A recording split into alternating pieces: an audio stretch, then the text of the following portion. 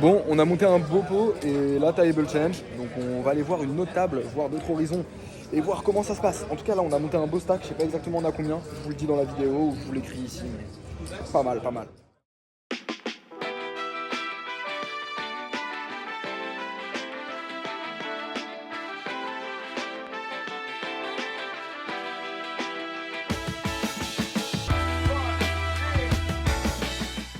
Yo l'équipe, on se retrouve pour un grand jour, la fameuse session en 5-10, voire 10-20 que j'ai joué. Alors pour vous mettre un peu dans le contexte, c'est parti complètement en couille. Je suis arrivé sur une belle table, j'étais en 2-5 tranquillement, je cherchais pas d'histoire. Je suis allé sur une autre 2-5, il y avait que des joueurs de 5-10, 10-20 sur la 2-5, et ils ont dit venez on passe la table en 5-10. La table était belle, j'avais pas mal de jetons devant moi. Je me suis dit let's go, on va tenter. Je vous présente ça tout de suite, j'espère que vous avez kiffé. Pensez à lâcher un petit like, à vous abonner, tout ça vous connaissez. Et on est parti. Cette session c'est la suite du dernier vlog, donc si vous n'avez pas encore vu le dernier vlog, pensez à aller checker et ensuite revenez ici. On arrive directement sur la table qui pour l'instant est encore une 2-5. J'ai à peu près 2500-2600 $ devant moi. Et directement je rencontre un joueur français qui lui joue énormément la 5-10-10-20. Et de ce que j'ai entendu, c'est un reg qui est vraiment très bon, c'est un des meilleurs au win. Et en même temps je me rends compte qu'il connaît pas mal de monde à la table. Ce qui est déjà mon premier indice pour me dire que la table c'est une table d'habitués et probablement de joueurs de grosses limites. À la première main, il met une option à 10. Lui en fait ce qu'il a tendance à faire quand il joue en 2-5, je trouve ça assez intéressant, c'est qu'il met des options et il chauffe la table à options. Si la table veut bien option, et bah comme ça tout le monde est content, on joue des plus gros pots. Et s'il se retrouve tout seul à options, il arrête juste de faire les options.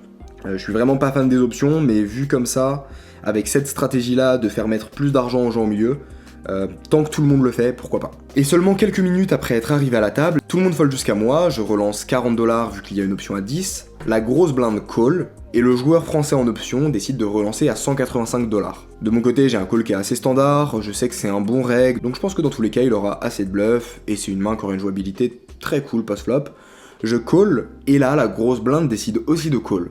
Dès la première main, on se retrouve à 3 joueurs dans un pot qui est énorme, et tombe un flop valet 6-6. Je check, la grosse blinde check, et le joueur en option mise 200 $. Je pense que sur une texture aussi sèche, qu'on connecte assez mal, il va miser avec une grosse fréquence. Et moi, de mon côté, j'ai un combo qui est assez intéressant, parce que je bloque des mains comme 7 et 6, j'ai des backdoor straight, des backdoor flush, et en même temps, c'est un flop où je n'ai pas de meilleur bluff à raise. Donc ici, je peux pas attendre d'avoir un tirage couleur ou un tirage quinte pour relancer, parce que simplement, il y en a pas sur ce flop. Et donc, en main, j'ai un peu mon meilleur bluff au final. Si je décide de relancer, je risque 450 $ dans un pot qui en fait 750, 800. Donc j'ai pas vraiment besoin que ça passe très souvent, en plus de mon équité. Je pense que le joueur français, étant donné qu'il me connaît pas, qui connaît pas la chaîne YouTube, et qu'il n'a pas l'information que je joue plus haut habituellement, il va me voir comme un joueur assez standard, assez passif, et donc il va pas s'imaginer à ce que je bluffe une tonne. Et de l'autre côté, le joueur en grosse blinde va assez respecter et va pas vouloir s'inviter dans un coup où ça a bet et raise avec n'importe quoi. Et donc, je décide de prendre le spot et je relance 450 $. Et là, chose à laquelle je ne m'attendais vraiment pas, la grosse blinde décide de call et le joueur français en option décide de fold. Je me retrouve en heads up contre la grosse blinde et turn tombe un roi. Pour vous parler un peu du profil en grosse blinde, c'est un chinois. Il a l'air assez blindé, mais c'est la première main à la table, alors j'ai pas vraiment plus d'infos. Il lui reste seulement 1000 $ derrière, et pour moi il a quand même très peu de 6, enfin il a 6 et 7 que je bloque, 5 et 6, et ça va être les combos suités, donc ça fait très peu de combos, et aussi As-6 suité. Donc voilà, il a très peu de 6, et il a beaucoup de combos comme As-Valet, Dame-Valet, Valet 10, et sur cette turn, pour moi c'est des combos qu'il va facilement fold, il lui reste seulement 1000 $ derrière. Et donc j'estime que quand j'ai relancé flop, et qu'ensuite je mise petit ici, je représente vraiment un 6 qui essaie de tout prendre. Et donc je décide de bet, je décide de miser 475 $ dans le plan de pouvoir faire fold justement ces valets. J'ai un très bon risque reward parce que le pot fait autour de 1600 et je risque 475 et donc j'ai besoin que ça passe moins d'une fois sur 3 pour être profitable et je pense que pour le coup ça va vraiment être le cas. Assez rapidement, je décide de prendre le spot en bluff et je bet 475 $. Assez rapidement, il décide de call malheureusement. River tombe une brique. Et ici, pour moi, il a juste toujours un 6. Je pense qu'un valet, il aurait au moins hésité à le fold. Il aurait jamais call rapidement, sereinement comme ça. Il a pas de tirage, il a pas de main vraiment faible. En fait, j'arrive trop strong. Et donc pour moi, ça va juste être un 6 ou mieux ici.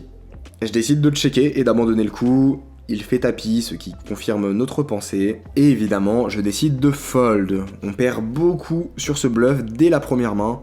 Cependant, je pense avoir vraiment bien joué la main, je pense avoir pris le play le plus exploitant et qui me fait gagner le plus d'argent sur le long terme, donc pas vraiment de soucis avec ça. Sauf que juste après les gars, je vois une main de fou. Il relance 30$ UTG, il y a le joueur français qui est au cut-off ou au bouton qui le relance à 100$, le joueur UTG chinois décide de relancer 400, le français fait tapis pour 1500$, le chinois call, le joueur français retourne une paire de 8 et il fait brelan river, et le joueur chinois retourne 6 et 7 dépareillés, 6 et 7 dépareillés vraiment, et il fait quinte river quand l'autre touche brelan. Donc vraiment abusé. Et du coup je me dis que peut-être que pour bluff c'était pas le meilleur profil, mais ce qui est très intéressant c'est qu'après il s'est complètement calmé en fait.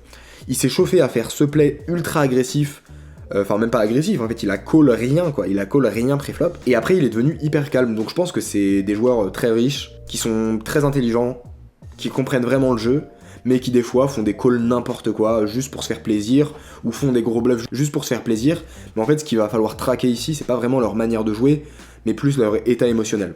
Et ici je pense qu'en fait vu qu'il a gagné 1500$ avec ce coup en ayant joué n'importe comment, bah après il s'est juste dit bon bah voilà, maintenant je joue calme, je joue tranquille quoi. Quelques minutes après, pas le temps de souffler, j'ai une paire de valets au bouton. Il y a toujours une option à 10 et les joueurs UTG et milieu de position décident de call. Je relance 75$ directement parce que la table est bien chaude. Les deux joueurs me call et on se retrouve à 3 sur un flop 10-8-5 monocolore. Les deux joueurs check, j'ai une overpair et un tirage couleur, forcément je vais bet en value, je décide de miser 100$. Le joueur UTG fold, le joueur en milieu de position call, turn tombe un 9 qui rentre la 4 flush. C'est une carte qui n'est pas forcément bonne, en vrai j'aurais préféré une brique.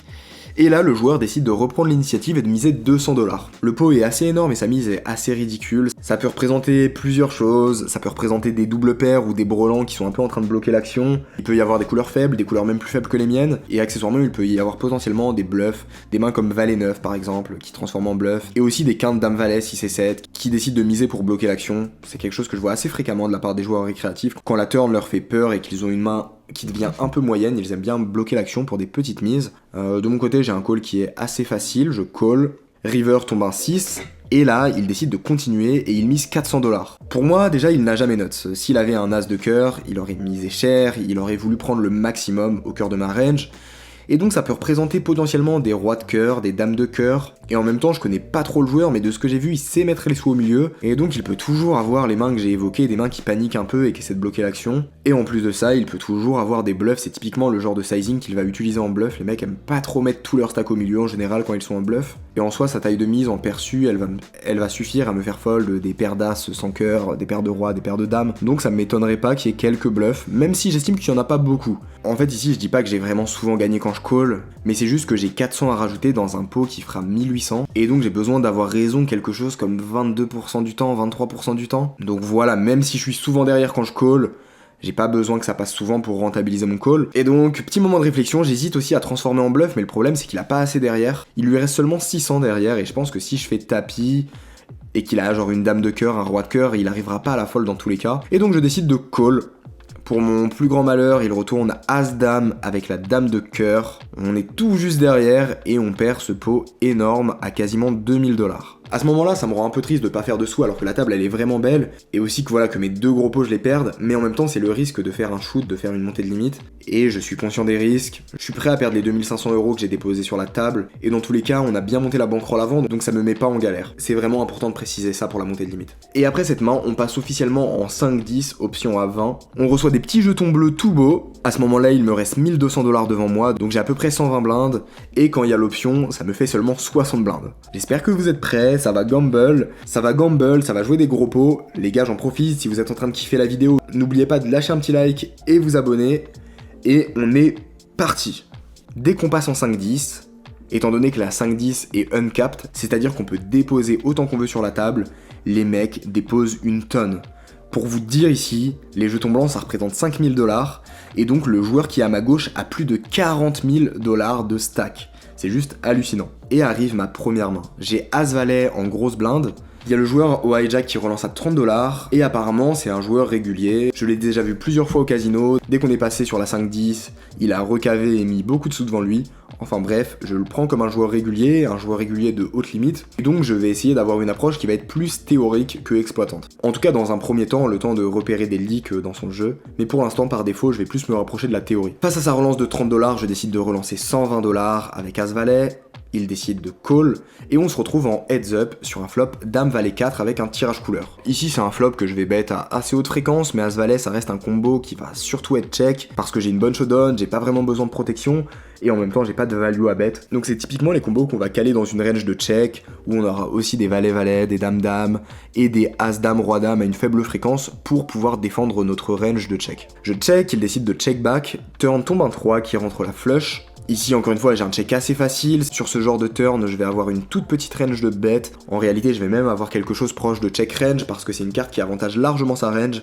Moi, mes tirages couleurs, en général, je vais les miser au flop. Alors que lui, il va en check une partie. Et donc, c'est une carte qui l'avantage bien. Donc ici, je vais vraiment avoir quasiment que du check. Il bet 120. Ici, j'ai un call qui est un peu border. En même temps, c'est un joueur de haute limite. J'estime quand même qu'il va pouvoir avoir des bluffs. Aussi, il doit savoir que je viens d'une plus petite limite. Et donc, je pense qu'il peut en profiter pour mettre pas mal de pression. Je décide de call. River 3. Je check. Il décide de check. Je retourne ma main. Et en même temps, il retourne une paire de 10. Waouh. Et quand il montre ça, je comprends que finalement c'est peut-être pas forcément un reg, ou alors que les regs sont peut-être pas ouf. Dans le sens où son bet c'est une erreur qui est quand même assez catastrophique, c'est juste un pur value cut avec 10-10, il va pas vraiment faire fold de main meilleure, et s'il décide de bet une paire de 10, il faut absolument bet la river pour mettre un maximum de pression. Donc là, un bet comme ça sans carreau, en checkant instantanément la river et en pensant avoir la meilleure main, et en plus il me la retourne rapidement en mode le mec pense qu'il va avoir la meilleure main, je me rends compte que je commence à être un peu sceptique et je me dis mais j'ai du mal à comprendre le play en fait. Il y a une partie de moi qui me dit c'est juste des mecs éclatés, et il y a une autre partie de moi qui me dit attention, peut-être qu'il te prend pour un joueur récréatif, peut-être qu'il a essayé de t'exploiter, mais en tout cas, théoriquement, c'est un spot où il va perdre beaucoup de V ici à bet. Il a un check qui est très facile. En soi, c'est une erreur qui n'est pas catastrophique, mais quand les mecs, ils ont 10k, 15k devant eux, s'ils font des erreurs comme ça dans des très gros pots, ça devient vraiment catastrophique. Et je commence à me dire, putain, la 2-5, elle est peut-être pas belle, mais la 5-10 avec l'option à 20 et avec des stacks énormes, il y a probablement de l'argent à faire. Et voilà, c'est typiquement des petites erreurs, mais des petites erreurs que sur de la 10-20, 25-50 online, on verra à peu près jamais quoi. Et surtout j'ai du mal à trouver les arguments exploitants pour justifier son play, enfin surtout quand il snap check river. Donc voilà, je me rends compte finalement que la table elle est relativement tranquille et honnête. J'arrive à voler pas mal de petits coups à droite à gauche, et vu que les blindes sont hautes, ça permet vite de récupérer beaucoup de stacks. Et arrive un plus gros pot. J'ai une paire de rois au hijack. Cette fois-ci il n'y a pas d'option, les blindes sont à 10, le joueur UTG décide de relancer 20$, je relance à 90$. Le bouton et le joueur UTG call. Et on se retrouve à 3 joueurs sur un flop 10-7-5, ce qui est plutôt sexy. Le joueur UTG décide de check, et ça reste quand même un board qui est assez dynamique, où contre 2 joueurs j'ai envie de prendre un maximum de value, surtout le joueur au bouton qui a cold call le 3-bet, donc il a complètement des mains comme Valet-Valet, Dame-Dame, contre lesquelles j'ai envie de prendre le maximum, et donc je décide de miser 130$ directement dès le flop. Le bouton call et le joueur UTG fold. On se retrouve en heads up sur la turn qui est un 8 qui ouvre un tirage couleur. Il lui reste seulement 600 derrière et donc je décide de faire tapis en value pour value des mains comme Valet-Valet, Dame-Dame, 10 et 9, des paires plus tirage, etc. Malheureusement il réfléchit un petit moment et puis il décide de fold. Mais voilà, c'est toujours ça de prix, ça fait quand même plaisir. Et on continue de jouer beaucoup de 3 bêtes pour. En fait, vu que les mecs sont assez passifs, assez tranquilles à jouer, j'en profite de mon côté pour jouer assez agressivement comme je le ferais sur des tables de 2-5 ou de 1-3 en fait. Arrive une main, j'ai 3 et 4 suités en grosse blinde. Le joueur au cut-off relance à 30$. C'est un joueur chinois. Ça fait 2 mois que je suis à Vegas et que je le vois absolument tous les jours. Et je l'avais déjà croisé sur des tables de 2-5. Il a l'air de jouer assez sérieux. Je décide de le relancer à 130$, ce qui est assez standard théoriquement. En fin du mois à une petite fréquence. Je pense juste que je vais un petit peu over 3 bêtes vu que les mecs se défendent assez mal, ne 4 bêtes pas assez, etc. Il décide de call et on se retrouve sur un flop 7-5-4 avec un tirage couleur. C'est un board qui avantage pas mal sa range, donc je vais beaucoup check ici. Et mon combo, forcément, est très intuitif à check. Je check, il décide de check back. Turn tombe le 2 qui rentre la couleur. Encore une fois, j'ai un check qui est assez facile. Je check, il décide de check back. Et river tombe un 9. De manière standard, c'est plutôt un combo que je vais bet small pour mettre en difficulté des mains comme As-Valet, As-Dame, As-10. Mais in-game, j'ai eu un thinking qui pour moi est pas bon. J'ai checké en me disant qu'il allait trop transformer en bluff des mains comme As-Valet, As-Dame pour faire fold des petites paires et pour faire fold mes As-Roi. Et on va très vite voir que c'était une grosse erreur parce que j'ai checké et le mec a instantanément check back et m'a montré As-10 probablement en pensant être assez bien. J'ai retourné ma main et tout le monde était choqué à la table. Alors que c'est un 3-bet qui est vraiment standard. Enfin qu'en théorie on va faire 20% du temps, 25% du temps. Et si c'est des combos que les mecs ont pas l'habitude de voir, bah ça veut vraiment dire que leur range de 3-bet elle est éclatée au sol quoi. Donc là vraiment je comprends pas. Je suis sur des tables où les mecs ils ont 50 000 balles devant eux et ils sont choqués de voir 4 et 3 suités en BB vs cutoff. Donc en soi c'est plutôt une bonne nouvelle parce que plus je joue des coups, plus je me dis qu'il y a de l'argent à prendre. Et surtout on n'en parle pas assez, le mec a check As-10 alors que c'est vraiment un combo ultra intuitif à transformer en bluff, il va quasiment jamais gagner à l'abattage, enfin bref vraiment très surpris des plays que je suis en train de voir. Et je me rends vraiment compte qu'il n'y a pas de différence avec les joueurs réguliers de 2-5 ou de 1-3, enfin que le niveau est toujours aussi bas quoi. Truc assez marrant c'est qu'il y a un joueur régulier à ma droite et le chinois blindé, ils sont en train de faire des jeux où en gros ils misent sur un flop. Il y en a un qui mise sur le rouge, un qui mise sur le noir, ensuite tombe le flop. S'il y a une majorité de couleur rouge ou de couleur noire, et bah c'est l'un ou l'autre qui gagne. Et ils font des mises à 2000 $ là-dessus.